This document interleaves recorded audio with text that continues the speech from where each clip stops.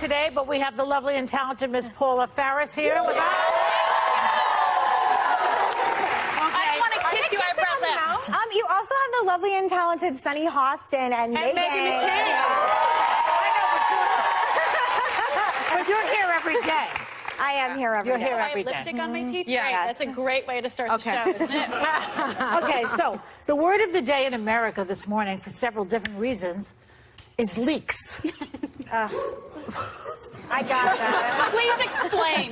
Please Former explain. FBI Director James Comey talked to George Stephanopoulos about meeting with Donald Trump about allegations that Russians had a video of Trump with hookers in a Moscow hotel room doing really, really, really gross things. Here's how he says Trump reacted. Watch. Says he may want me to investigate it to prove that it didn't happen. And then he says something that distracted me, because he said, you know, if there's even a 1% chance my wife thinks that's true, that's terrible. And I remember thinking, how could your wife think there's a 1% chance you were with prostitutes peeing on each other in Moscow? I'm a flawed human being, but there's literally zero chance that my wife would think that was true. So what kind of marriage to what kind of man does your wife think there's only a 99% chance you didn't do that? Did you believe his denial? Honestly, never thought these words would come out of my mouth, but I don't know whether the current president of the United States was with prostitutes peeing on each other in Moscow in 2013. It's possible, but I don't know. I had to pick my jaw off the ground off the after ground. hearing that. So first off, if someone told you that your husband watched hookers pee on each other, Oh, God. would you think even for a minute that there was a possibility, like even a 1% chance? No. He's worried that Melania would believe it, 1%. No. I can't even imagine I my can't husband imagine that. doing such a thing. And Yeah. I would say, what are you, nuts? Incomprehensible. Well, what was incomprehensible to me is that Trump is asking the then FBI director to be his own PI, Yes. to be his own personal investigator. That's not what. But he wants the Justice Department to be his own lawyer also. Yes, and that's not how it works. No. It just gives you sort of some insight into the inner workings of his brain. He thinks, you know, he's the boss. I'm looking forward to this interview. Again, ABC, 10 o'clock Eastern, 9 Central, everyone, with George Stephanopoulos. But I was talking to George. And here on The View Wednesday. Yes, next that's right. Wednesday. He's here next the whole week. thing in a minute. I know, Calm but he down. said that Comey... George literally, he could not believe what he was hearing. He said that Comey was holding nothing back. And there is no love lost between these There's two clearly men at nothing. all. No. Yeah, being held back too. I mean, I think what's interesting right now, and he's also coming on The View. Yes. So give that a shout out Well, on that's Wednesday, good. Oh, that's which is very exciting.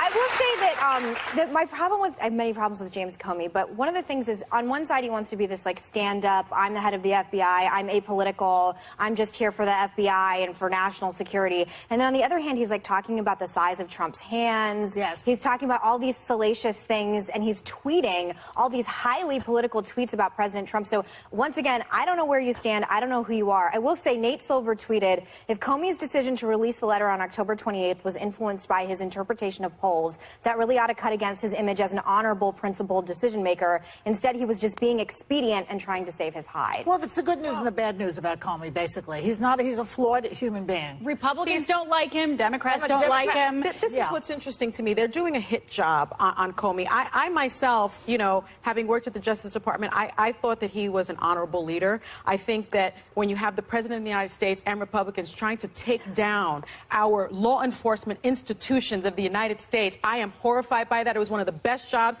I ever had. I was a public servant. I made very little money, but I was representing the people of the United States, much like all of these people. So I am really disgusted that the RNC now has a website called, Yes, you know, Lion Comey. This is a man who is a war-decorated Marine. Here it is. A Here it Vietnam is. War-decorated Marine, former FBI director, former Southern District of New York, United States Attorney. The suggestion somehow that people will believe these horrible things about him because Donald Trump is saying them. is Well, shocking But he to hasn't me. done himself any favors. I mean, again, he's made himself this highly political animal. And I will say, there are great people who work for the Justice Department like you who are just doing it because they want to be public servants. I think James Comey wants his own late night show. I think he wants to be a co-host on The View. I think he wants to. I mean, I wouldn't think put that's him in what the he's doing category now. of Is he in it for the cash? Who wants to This be book, or is he in it for the Scaramucci. country? Is he in it for the totally cash or the disagree with country? Okay, here's another point. Comey also claims that Trump's like a mob boss, quote unquote, who's obsessed with loyalty. In my opinion, even Don Corleone had loyalty to Clemenza and Tessio. Trump throws everybody under the bus. He has no loyalty to anyone. Maybe Ivanka. That's about it. I think there's a difference, though. We talk about demanding loyalty. I wouldn't say he's a mob boss. I Not don't in that think way. that I think there's a difference between, like, if I want somebody to join my inner circle or producer, I need to know that I can trust them. Yeah. And I need to know that they're going to be loyal. But I think there's a difference between trust and loyalty and just blind enablement. And I don't really see, I know we've made a big deal about, he asked for his loyalty, but I ask for people's loyalty. I want you to be loyal to me, but I also want you to be able to call me out when I'm going down. Well, he doesn't like any of that. He only wants blind adoration. A lot of people on his staff call him out. They're not the same ideology. But it's very different when you ask the loyalty of the FBI director.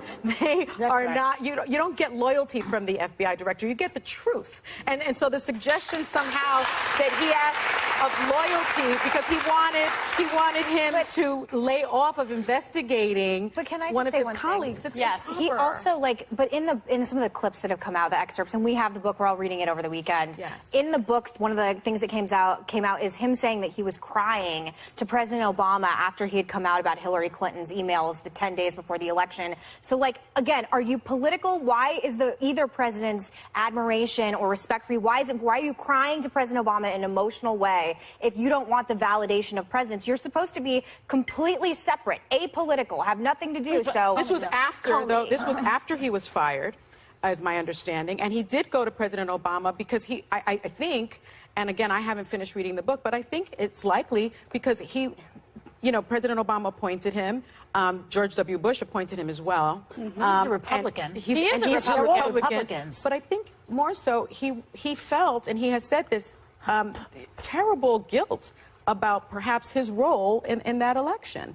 And I think the suggestion somehow that he's in it for the money, or and that this is the Republican Party have some of them in the party, like Newt servant. Gingrich, for example. They're going after Comey. Something's very, very scary to them about this book because Newt Gingrich compared the FBI to Stalin and the Gestapo. I mean, going into Cohen's stuff.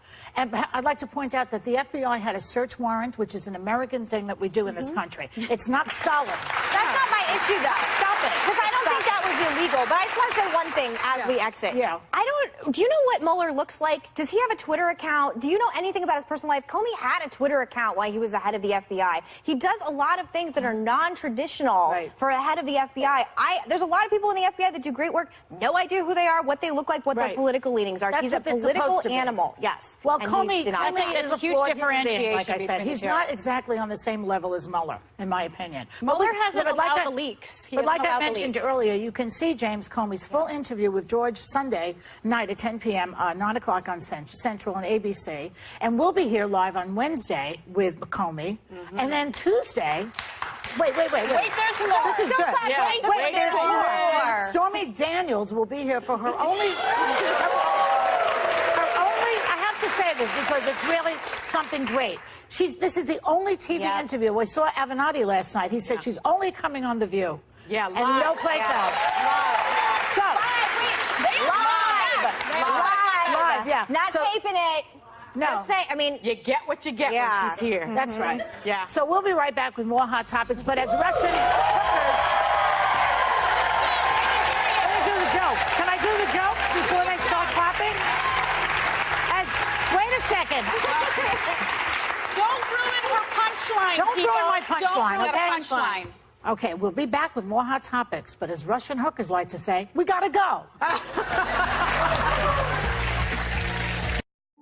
tell you, when there's more than one person that has a gun, it makes the situation more dangerous for them because they don't know who the bad guys are. But you know what? More guns is not the answer. Because I live in New York State, I just want to say this one thing because it's personal, really. Yeah. Because I live in New York State and there are tight gun laws here. I take the subway, I take the bus, I walk around freely. If I was living in one of these states, open carry or whatever they are, I would never do public transportation. I'd be afraid that some guy in the subway would have a fit, just go mad, upset about somebody took his seat or somebody's mansplaining or what have you, and shoot somebody else. Well, because it's easy to do. I feel we follow the lead of other countries. I mean, if you look at Japan, there is almost no gun violence. In fact, it's like the chance of being killed by a gun are just the same as chances in the United States of being struck by lightning. It's like 1 in a million. They don't have a Second Amendment. They don't have a Second Amendment. Right. I feel very differently about that, though. When I go to states like Arizona, when I go to states like Texas, I'm not worried about law-abiding citizens carrying guns. They don't make me nervous. I feel much more comfortable knowing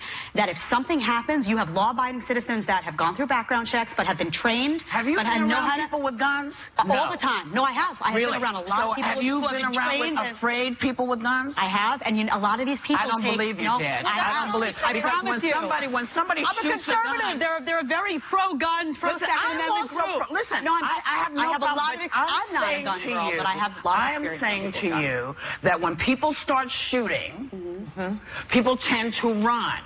If other people have guns, it makes it very hard for the police to know who to shoot. And they're more likely to hurt themselves. Who to shoot because every civilian's got a gun out. But the problem is, if the Capitol Police weren't there, and the Capitol Police were only there because Scalise is there and he's the House Majority Whip, if they had not shown up, there would have been a massacre there. But that's their job. That's their job. If you live in a society where only the police have guns, that's called a police state. That is not the United States of America. Not called the police. That is not the United States. I don't know. Jen, that is not. Listen, the Second Amendment. Let's talk about the Second Amendment then. Please. Okay, because the Second Amendment is about a militia. That's what it says. But that was at the time that it was written. That's right. It's the right to bear arms, to protect yourself and your family. Not to protect yourself and your family. That's not what the Second Amendment is about. Put up the militia, the